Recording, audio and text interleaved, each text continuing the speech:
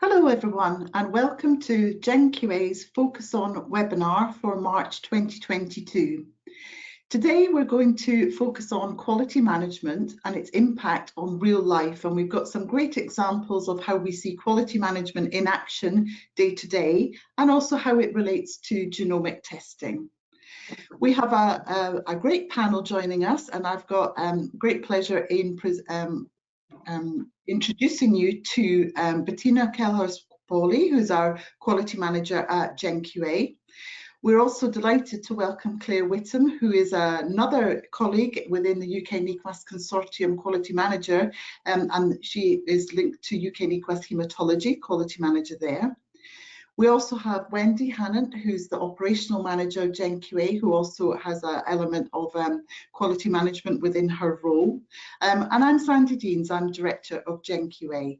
So I'm here just to introduce the session, and then we will have an open live Q&A after the presentations. So I would really like to ask you to put your questions, anything to do with quality management or QMS implementation, into the questions box, and we'll answer them after the session. So with great pleasure, I'm going to hand over now to my colleague Bettina, who is going to start the session. So Bettina, over to you, please.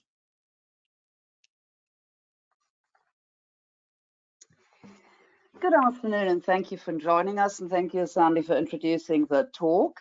Can I have the next slide, please?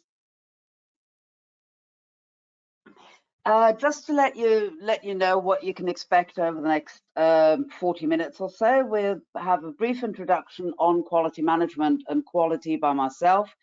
I will then hand over to Claire Whitham, who's going to be talking about quality management in real life. Yes, the link does exist. And then Wendy will take over to pull the focus back onto our everyday life in the laboratory and in quality management and external quality assessment. So if I could have the next slide, please.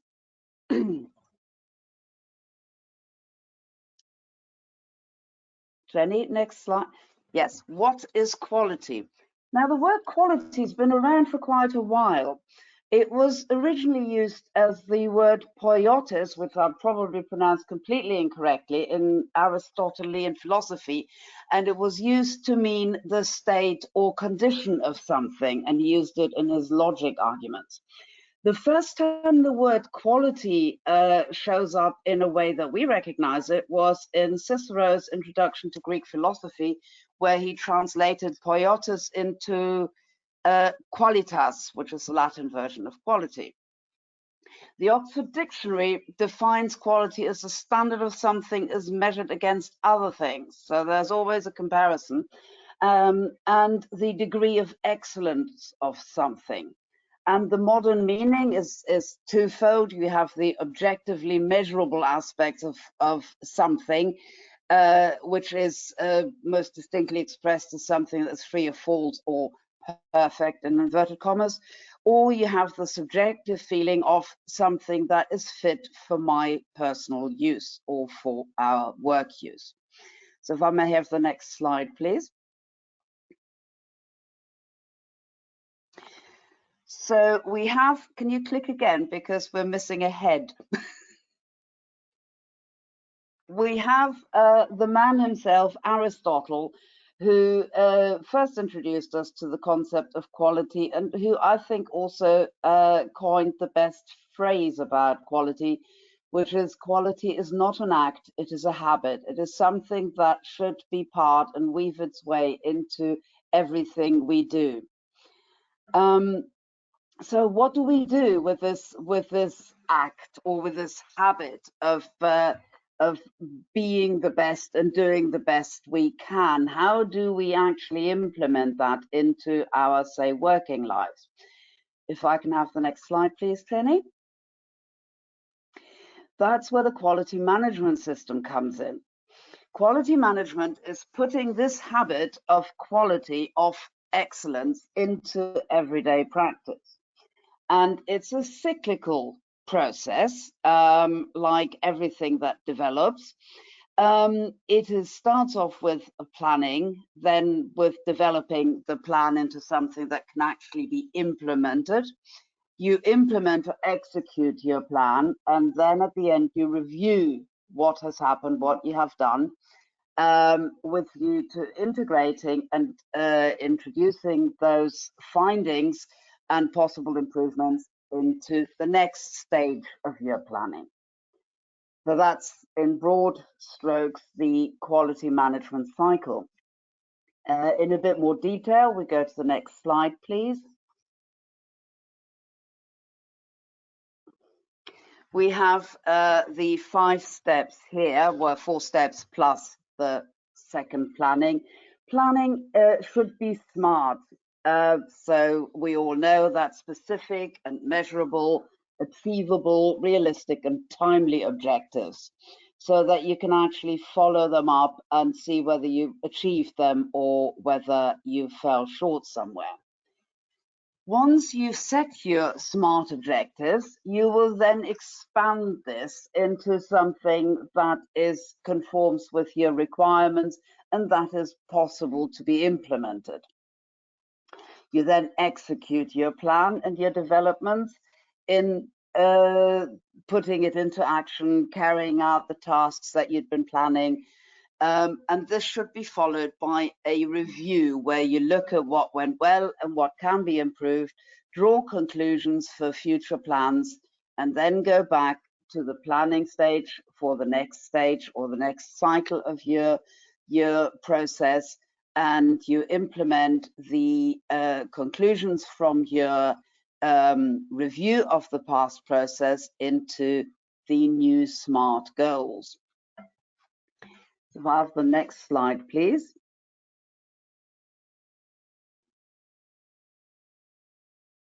So you have essential elements of quality management system, which are part of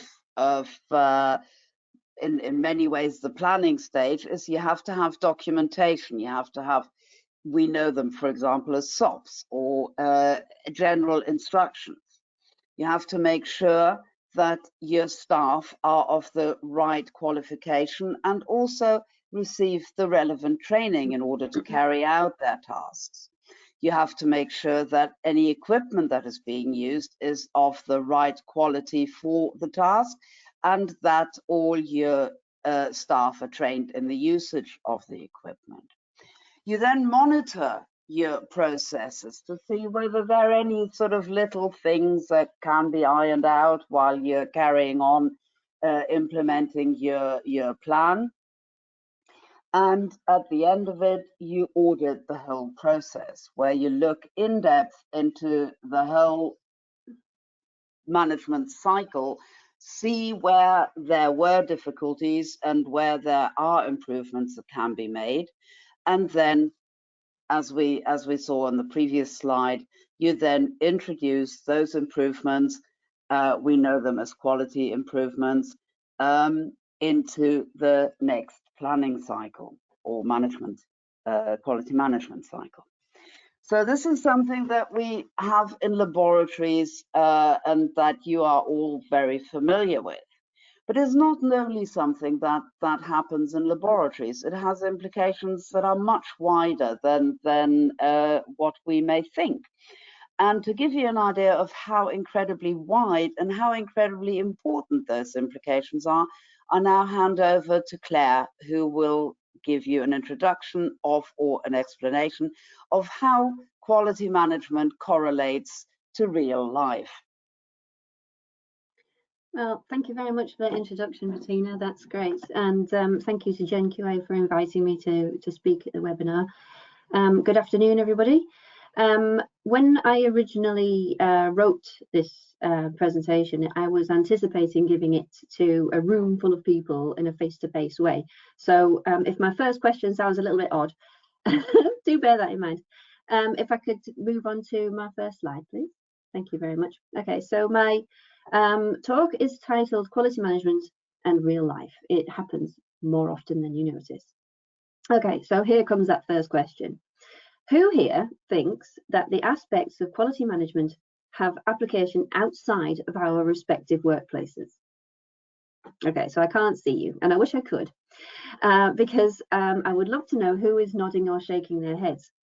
My presentation is to try to convince you of something that you possibly didn't realise before, and maybe you did realise that you already knew it. Who here has an occasion where you might have returned from doing the big shop, and in realising that you had forgotten to buy a key ingredient of that evening's meal, introduced a shopping list for subsequent trips? Who, in preparation for the start of the new school term, read all of the information sent by the school, and then checked off the uniform, the stationery, the sports kit, and then lunch requirements? That was me. Who here has purchased a new home appliance, like a washing machine or a dishwasher, but only after assessing all of the elements such as reliability, price, warranty, build quality, and of course not forgetting manufacturer and supplier reputation and our previous experiences and issues with these? Okay, so to move on, today I would like to tell you a story. And as with all good stories, there is a moral at the end of the tale. And the moral here is one of my favourite subjects, which sounds a bit odd, that of quality management. However, this story unfortunately does not have a Disney happy ending, quite the opposite in fact, although there is always the moral. It will not be lost upon readers or listeners of this story that although it is not all about the pathological sciences, some of the circumstances that lead to this story's very sad conclusion can mirror those found in workplaces that are more familiar to us. Next slide, please. Okay, so in January of 1998, Tom and Eileen Lonergan went on a day-long trip with the Outer Edge Diving Company to the Great Barrier Reef to go scuba diving.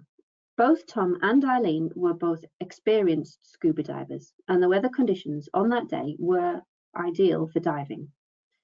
And along with the Lonergans, the competence of other passengers ranged from certified divers all the way through to absolute beginners, no experience at all. And it's important to note that the final head count on the manifest was 26 passengers, and that the trip did begin 40 minutes behind schedule. At the time, the regulations for scuba diving in 1998 required that divers be separated into groups according to their competence and experience, and also to be accompanied by qualified instructors. However, Tom and Eileen didn't want to dive with an instructor given their level of experience, and they wanted to dive just with each other. So they asked that of the crew, and this request was granted. Next slide, please. So that's a nice picture, isn't it? So the day went by and the passengers enjoyed diving at several sites on the Great Barrier Reef before arriving at the final site of the day. The boat set off back to the harbour after it was believed that all of the passengers had returned from the last dive, and the boat arrived back to shore safely. 2 days later, back on shore, one of the crew noticed that there were some unclaimed belongings in the storage area, which was found to belong to Tom and Eileen. There were 2 rental air tanks that hadn't been returned. A crew member later said that he had noticed the unclaimed bags at the end of the day of the trip, but assumed that they had belonged to another crew member and so didn't report it. The concern for the couple's whereabouts was reported to the police in the evening of their second day, and the police established that the couple were indeed now missing. Next slide, please. So, a full-scale search of the reef was organised to commence at first light the following day, but it was compromised by the fact that there had been that significant delay that since the couple had been seen last. The search was also hampered by the arrival of some bad weather and some storms into the area in the days following their disappearance. Tragically, the air and the sea search was called off after 4 days, and the couple were never found and were presumed to have died at sea. Next slide, please. So, as part of the investigation into the disappearance of Tom and Eileen, the police spoke to the Outer Edge crew, and the police established the following points. A member of staff was usually designated as the dive master for the trip, and whose task it was to keep a log of when passengers entered the water and when they got back onto the boat.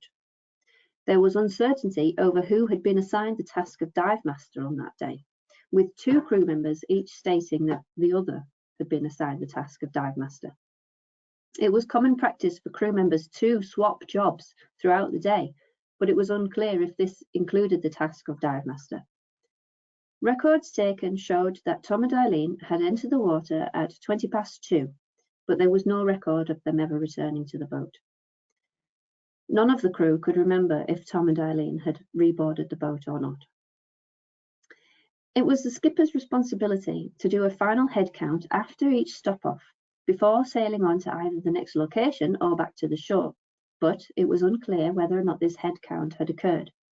But one crew member described the head count process as a fallible and inadequate system, since passengers are constantly moving around. And that's a direct quote from that crew member. At the inquest, the disappearance of Tom and Eileen, investigators reported their struggle to establish a clear timeline of events, as records kept by the Outer Edge Diving Company were unclear, ambiguous, and some appeared to have been altered. Records of the time that the boat departed the final stop-off for shore varied by up to half an hour between different documents, as did the arrival time back at the shore. The inquest concluded that Tom and Eileen had been left behind in the ocean due to the failure of the dive crew to account for all of the passengers before returning to shore. The inquest also reviewed other evidence presented that showed the company had a history of leaving dive sites without doing a proper head count first. Following on from this tragedy, a task force was assembled to look into the dive industry and produced a report stating that the voluntary nature of the safety guidelines had proven problematic and called for safety standards such as head counts, logbooks, trained lookout personnel, greater numbers of qualified diving instructors to be made compulsory. After this report was published, inspections, mirroring those of our own very well-known pathological standard inspections, 59 dive companies were carried out, which resulted in 76 notices being issued for failure to comply with those new regulations. Next slide, please. So what are the parallels to quality management and pathology? There are quite a lot. Dive companies had been operating under accepted industry standards on a voluntary basis, presumably in the absence of loss of life prior to this tragedy. Under these business as usual circumstances, all the anticipated events occur when and how they are expected to, except when they don't. The holes in the Swiss cheese, everybody knows that analogy, they all line up, a link in the chain breaks, a critical incident occurs. Members of the crew had what we can only presume to be many opportunities to observe weaknesses in their processes, to report these and to implement improvement actions, make reports to management when near misses occurred, and to speak up when unusual and unexpected situations occurred that required investigation. The same opportunities occur in pathology laboratories, albeit of a different nature. Next slide, please. So it can be reasonably assumed that none of the crew on that fateful day set out that morning with the intention of leaving 2 passengers behind in the ocean. Just the same as none of our very valuable scientific staff arrive at work intending to make errors in the laboratory environment. Those crew and our staff alike should always be given circumstances to work within well-defined standard operating procedures, with robust controlled documentation and trained to follow them. Areas of critical risk should be defined, and procedures that minimize or eliminate those risks altogether should be written and followed. I could sit here and give you many, many more stories of this kind, taken from the airline industry and the nuclear power industry. Just to give you a couple of examples, in 2002, a passenger jet and a cargo plane collided in midair. Now, I won't go into many details about that tragedy. Just to say that the investigation highlighted that the air traffic controller was working 2 stations alone that night, which was outside of standard protocol. And he was not able to give immediate up-to-date information to both pilots at the same time because he was having to physically wheel himself between 2 stations. Both of the aircraft were fitted with the Traffic Collision Avoidance System, or TCAS for short, and standard procedures had been written to instruct on its usage, but those procedures did not clearly specify that the TCAS instruction should always override any instruction given by air traffic control. One pilot of the plane was verbally instructed to descend, even though the TCAS instructed the pilot to ascend, with tragic consequences. One last example, in 2021, a nuclear power plant in Japan experienced an emergency shutdown, and those are words that nobody ever wants to hear, which on this occasion, fortunately, did not have any significant negative consequences to the population that relied on the energy produced by the plant. The cause of this shutdown was revealed to be a chair moved by one of the cleaning staff bumping into the emergency shutdown button. Now, there would normally have been a cover over that button, but the incident report into this shutdown did not state whether or not the cover was present or not. But that's one of those situations where you have this incident where we have some, consequences of loss of electricity for population, but on this occasion, all's well that ends well. So there will be one of those near misses. Next slide, please. Okay, so there should be fully controlled, standardized and centralized mechanisms with appropriate checks, good document practice, elimination of the need to record the same data in more than one place. And in the case of our story of Tom and Eileen, defined procedures to count passengers in and out of the water and to instruct passengers to behave in a way that allowed for an accurate final head count with no ambiguity.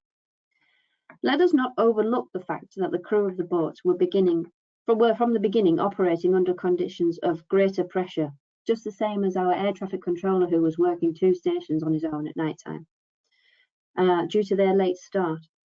It has been demonstrated that performing critical tasks under increased pressure or distraction can lead to an increased occurrence of errors, and continuity procedures should be put in place to counteract the risks that these pressures pose. Next slide, please. A transparent and open policy for quality incident management is essential. Staff should be encouraged to speak up with suggestions for improvement and to also fully engage with the policy for the investigation of incidents, which should be started as soon as possible after the incident has occurred. The delay in reporting that Tom and Eileen's belongings were still in the storage area 2 days after their trip could have detrimentally contributed to the lamentable eventual outcome. During the investigation into the couple's disappearance, members of the crew did not immediately come forward with important information for fear of implicating a colleague and also in anticipation of being blamed. Without this transparency and engagement, assigning a root cause and subsequent identification of appropriate corrective actions becomes that much more difficult and increases the likelihood of recurrence. Next slide, please.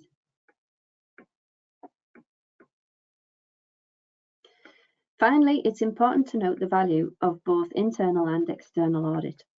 A pre-planned and well-conducted audit cycle firstly has the effect of identifying areas that don't conform to applicable standards and regulations, and then a re-examination of these areas following corrective and preventive action. Promptly acting upon any audit findings provides opportunities to prevent quality incidents before they happen, or in the case of activities like scuba diving, the avoidance of loss of life.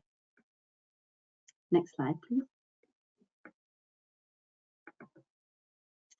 So I'm hoping that I've managed to convince you that the principles of quality management are applicable to life outside of the workplace I obviously don't know how many people in the audience may indulge in the odd high octane activity or hobby at the weekends, whether or not anybody is a fan of scuba diving or bungee jumping or race car driving, anything like that. But be aware that we put our faith in these services, and the patients of the clinical services that we provide our EQA material for, they put their faith in those clinical services.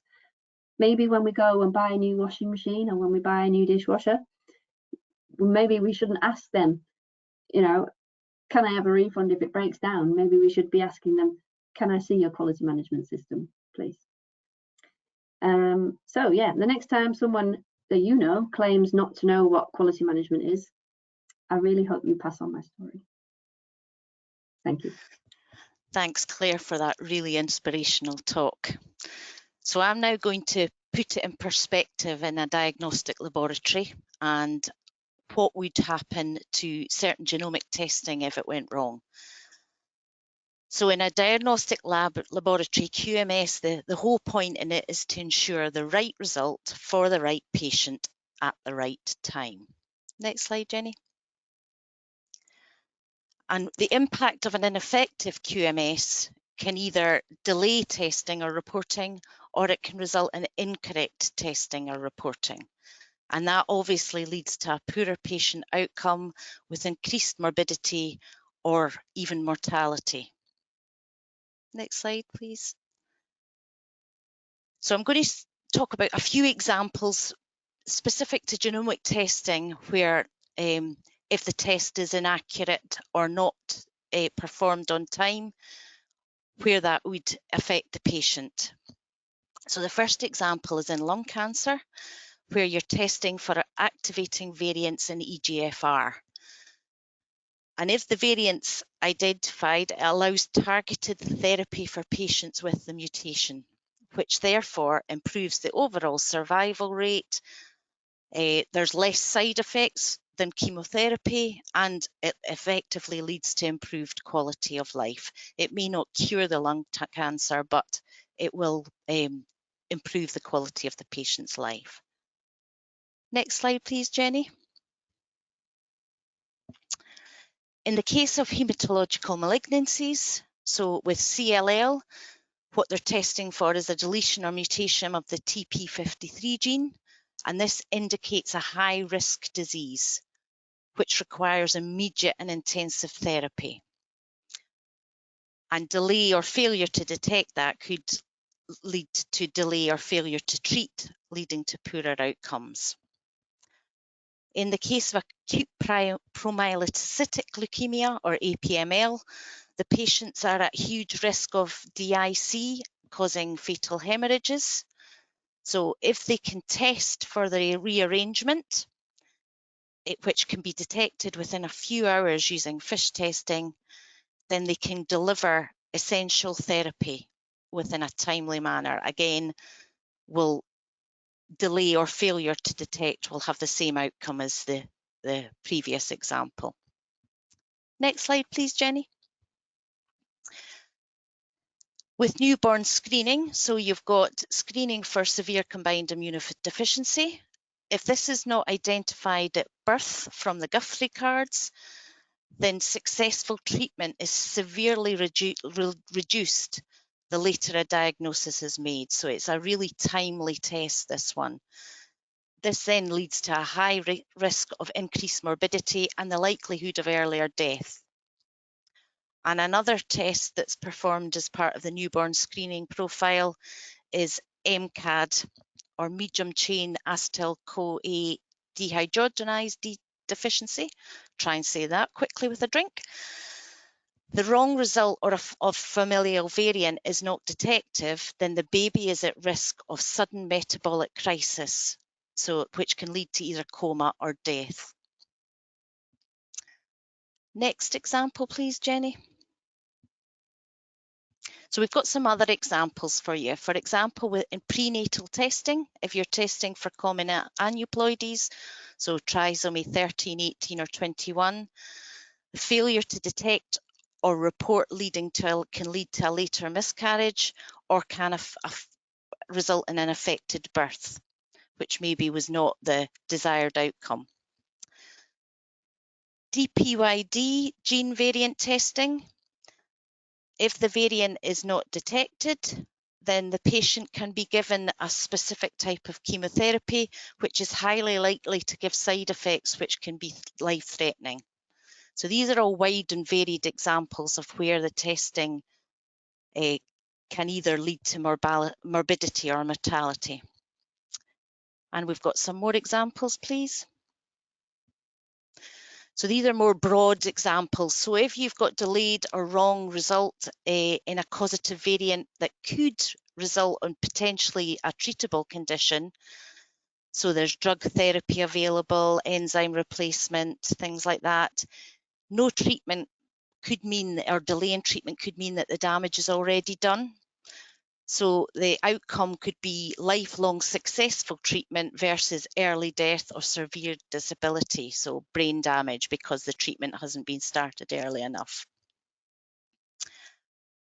Then if you've got delayed or wrong result in a variant that for a incurable or untreatable condition, which applies to many inborn errors of metabolism or child onset disorders, then you're giving invasive treatment that's probably not the best way forward, whereas palliative care may be more appropriate.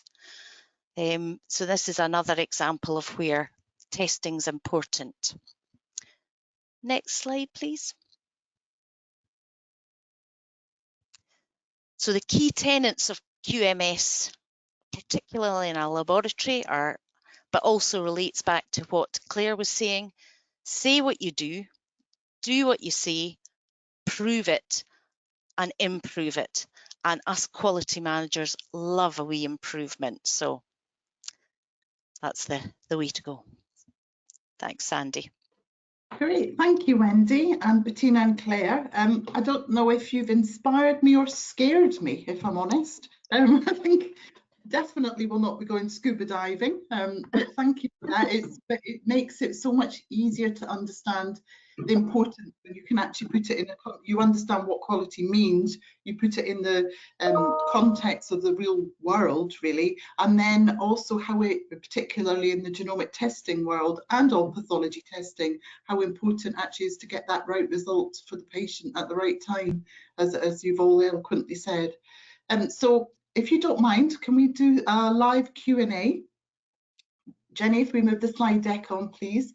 I invite everyone on the call to pop some questions into the questions box, and hopefully we'll get through them on this session. So I've got a couple that have been coming through. So first of all, Bettina, you've set up quality management systems for many, many years. What do you think is the biggest challenge to implement a quality management system? I think the biggest challenge is to get everybody in the team to understand that quality is not the job of the quality manager and everybody else can do what they want. Quality is everybody's business. And unless everybody is really involved in the quality aspects of their work, then you will run into problems. So motivation and engagement of the team is I would say, the biggest thing you need to overcome as a quality manager. Another one is that you have to be aware that your processes, your documentation has to be detailed enough to cover all the aspects of the process it describes, but at the same time, it has to be concise and precise enough to not confuse people. Because the last thing you want is instructions that go on forever, take in every eventuality, and at some point you lose the will to live and the power to understand what this process is actually supposed to be. So that is important, to keep the balance between enough detail but also enough flexibility. And then, as Wendy said, yes, and also Claire, we love our audits and we love our quality improvement. So unless you regularly reflect on what you're doing and how you're doing it, and drill down into the nitty-gritty and see where improvements may be needed, again, your quality management system will at some point run into the wall, because it is a continuous process. And I mean, we have a sort of funny thing in GenQA. We have certain SOPs where you just have to say S10 and everybody starts rolling their eyes. It's a particular SOP that we have that has to do with communication. It is now in revision 6 or something like that. But because we look at it a lot, we constantly manage to improve what we're doing. So yes, your SOPs, your processes aren't carved in stone, they are evolving things. Look at what you're doing and consider whether it could be done better. That's the hurdles I would see. But as I said to begin with, the biggest one is to get your team on board, because unless everybody's pulling at the same end of the string, you're not getting anywhere. Thank you, Bettina, and I think Claire and Wendy were nodding away there, so in complete agreement with what you raised. Claire, can I come to you, because you mentioned something in your presentation and it actually follows on to what Bettina was just saying, was, so how do you encourage staff to come forward if they have concerns? So, you know, it's whistleblowing, you get a blame culture, and that's something that we very much want to move away from. So how do you ensure or sort of try and encourage them to take part and inform people if they do identify things going wrong? Yeah, no, absolutely, Sandy. Yeah. No, first of all, I'd just like to say I'm very sorry if I scared you. That's not my intention at all. Yeah, I mean, we've all heard it, haven't we? That open and transparent culture. I think it's been commuted into, well, from a no blame culture into a just culture, something like that. I guess really what we kind of need to do is to make sure that everybody understands that the point of reporting when things go wrong is not about pointing fingers. It's not about hauling somebody over the coals and making them feel bad, or you've made a mistake and therefore you will be punished. It's more about making sure that our processes are robust and not as error prone as they possibly could be. And when things do go wrong, reporting them has no negative comeback on anybody that does come forward with a problem or something that has gone wrong. I think getting that through, getting that across, is to just lead by example. I mean, I'm primarily in the blood transfusion department at UK NEQAS in Watford, and we do, you know, hold our hands up when things go wrong. We say, we've had this happen, it had these negative consequences, we're going to report it through our QMS, these are the actions that we're going to implement to fix it, this is what we're going to do to prevent it happening again, and let's all move on. So I think leading by example is definitely a way to go. And I was recently, well, last week in fact, at the IBMS Congress, and I listened to, I can't remember the gentleman's name now, but he gave an incredible talk about how we should be feeding back to our staff where things have gone right, not necessarily just waiting for things to go wrong and then dealing with those. We should also be looking at where things went to plan, you know, and where there were examples of some really good work and positive outcomes from us following our procedures and you know, adhering to all of those processes and being properly trained. I mean, at that Congress, I did ask the question of how can you praise somebody for essentially doing their job without it coming across as being sort of condescending. But he did say that, you know, overall, staff will respond much better to positive feedback and being told when they've done something well, even if it is just part of their job, and that would lead on to that open and transparent culture moving forwards. So I think yeah, that would be my advice from that standpoint, is leading by example, making sure everybody knows that we're not looking for fault, and also praising good work, giving positive feedback. Thank you, Claire. They're excellent take-home messages. And I think I would just add that, you know, just being part of a team, people do their normal job, but actually they're always going over and above. So when you do praise them, it's not necessarily because they are just doing their job. I mean, there's lots of little nuances and little tweaks people do to normal processes that actually is a very small improvement, but makes a big impact for the end-to-end process. Absolutely. Thank you. Wendy, I'm going to come to you because you are our Kappa Queen within GenQA. You are known as Kappa Queen. I think a lot of people struggle with it. I mean, I know Bettina and Claire, we've talked about quality is everybody's business, and it's, you know, it's up to everyone and not just the quality manager to run the systems. But we in GenQA sometimes have big discussions about how to deal with a Kappa, what's the right actions, etc. What's your advice to other quality managers about how you can spread the quality management load? So historically, Kappas have a very negative connotation. I look at it completely differently.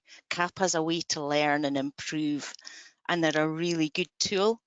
And every member of staff should be willing to raise Kappas or highlight issues or problems or way to improve, or as Claire said, quite rightly said, document things that have gone well. We have been known to do that in the past, done an almost debrief on something, pick out the things that have gone wrong, but also highlight the things that have gone really well. And we use our Kappa module not only to record things that have gone wrong, but also to record, it's basically a record for recording anything. It doesn't always have to be negative. And when things do go wrong, if you've put in place, as Claire said, ways to reduce or eliminate, then the consequences tend to be much smaller, but they're also still really valuable for a learning process. You tend to learn much more, unfortunately, when things go wrong than when they go right. That's just the nature of life. So learn for them and improve, and get everybody in your team involved in giving you suggestions of how to improve, because the best way to improve things is to get everybody's input.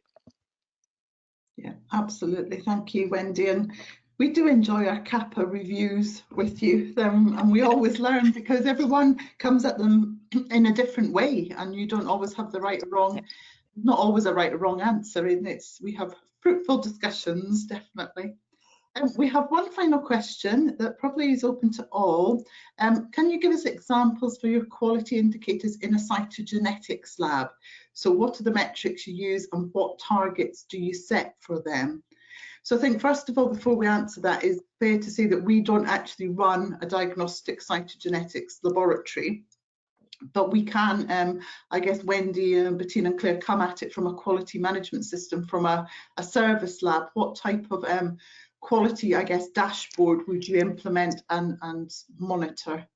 Wendy, will I come to you first? Yep, so from my previous experience in my 15189 life, NEQAS suggests that you have at least a couple of pre-quality indicators, a couple of exam quality indicators, and a couple of post-exam quality indicators. And they should reflect processes that you do. I can't give you specific examples because it depends on the type of thing you do, and it's got to be valuable to you, because there's no point in collecting data to measure indicators if it means nothing to you, if you're not going to do anything or be able to do anything with it. It so should you don't be want ways to collect just for the sake of it, really. You want useful. Yeah. Things that you could improve on, or that could influence how you change or adapt your processes. Yeah, thank you. Bettina, anything you want to add? Obviously, we are part of that. Well, Well, never having worked in a laboratory, because I come from a process management background rather than a scientific background. But I would agree with Wendy insofar as that any target you set, whether it's for a laboratory test or for anything really, has to be meaningful and has to give you information that will be usable for you and will be relevant for future development of processes. So I think as a sort of commonplace, yeah, the targets have to be relevant, whatever they are. Yeah, and I guess a lot of it will actually mimic and mirror the ISO 15189 standard, as in auditing and demonstrating that that's happening and things being reviewed and amended if needed, participation in EQA and how that is actually monitored as well going forward. Turnaround times, I guess, is always the one that your commissioners and your hospital trusts want to benchmark you against. So I guess there's some of them that we're stuck with, but others, as you both say, to benefit the service is something that's more personal and key. Claire, do you want to add anything in your hematology world? Certainly, yeah. I think you just kind of touched on it there, Sandy.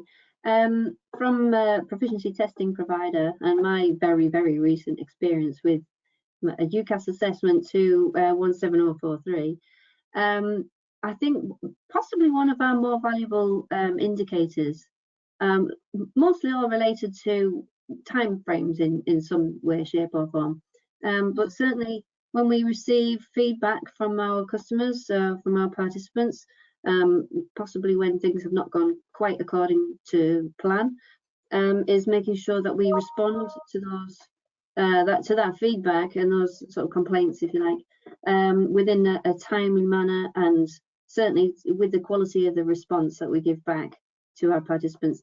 It doesn't necessarily have to come down to complaints either.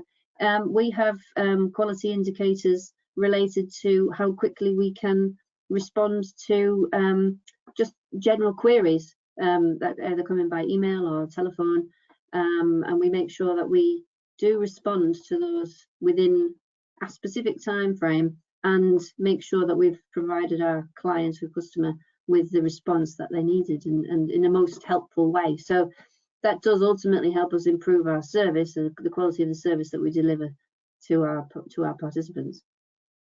Yeah, absolutely. Very good point about your being aware of your service users and the feedback from them, whether it's positive or negative, as you say. That's great. Thank you very much, panel. Indeed, great discussion there. Jenny, can you move on, please? Can I just put a call out just to let our participants today be aware that we do keep you up to date, not only just through the UK NEQAS Consortium members website, but also on the GenQA news feeds and our social media. And then Jenny, the following slide, please. Oh, I think we're backwards. And again, that's it, perfect. So obviously we are now providing these webinars monthly and have done for about 18 months now. They do vary considerably in topic. Next topic for April will be single nucleotide variant classification. It's all about the evidence. So we've covered quality today, and then we're back into the scientific field for next month. So we do want to hear from you if you have particular topics you would like us to discuss, whether it's educational, whether it's EQA feedback, whether it's about technologies, methodologies, anything that's the whole encompassing the end-to-end of the genomic pathway. We'd also like to hear your feedback, so a survey will be sent out to you following this webinar, so please do complete that. And we do, as we say, with our quality management team on board here, we do review your feedback and act upon it. This webinar will be available to view via a link, and then it will go on to our YouTube channel after, I think it's about a month's time, and you'll receive a participation certificate for joining this webinar today. So finally, I'd just like to thank Bettina and Claire and Wendy once again, also Jenny and Emily in the back office who have been providing the IT today, and we hope to see you in April. Thank you, everyone.